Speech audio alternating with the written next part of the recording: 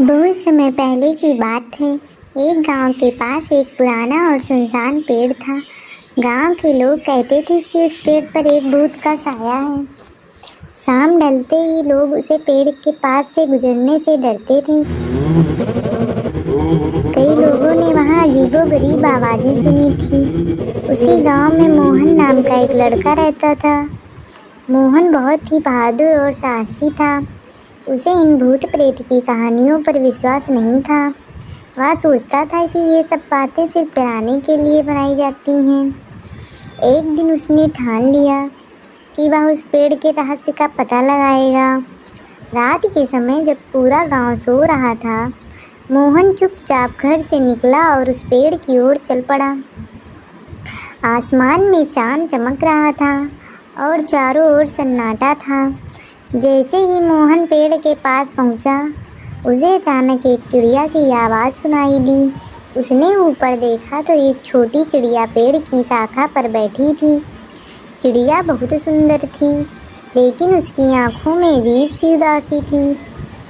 मोहन ने चिड़िया से पूछा, तुम इतनी रात को यहाँ क्या कर रही हो?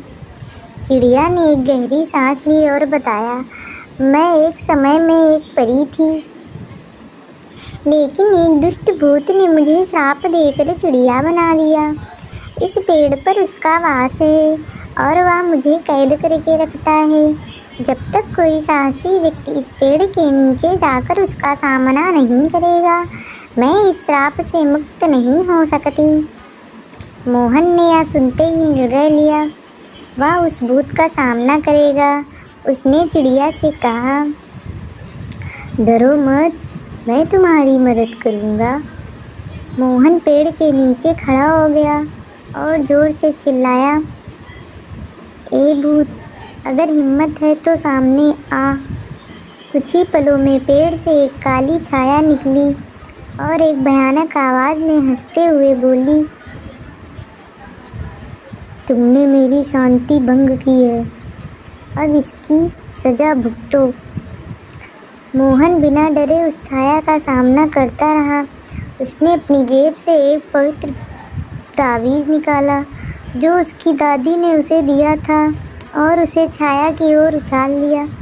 ताबीज़ के छूते ही भूत चीखता हुआ गायब हो गया। पेड़ के चारों ओर रोशनी फैल गई और चिड़िया अचानक से एक सुंदर परी बन गई।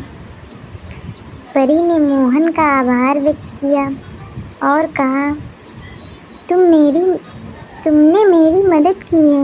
अब मैं तुम्हें आशीर्वाद देती हूँ कि तुम जीवन भर खुशहाल रहोगे। यह कहकर परी ने मोहन को आशीर्वाद दिया और फिर वहाँ से उड़ गई। उस रात के बाद वह पेड़ फिर से हरा भरा हो गया और गांव के लोग वहाँ बिना डर के आने लगे। मोहन की बहादुरी की पूरी कहानी पूरे गांव में फैल गई और वह सबका प्रिय बन गया।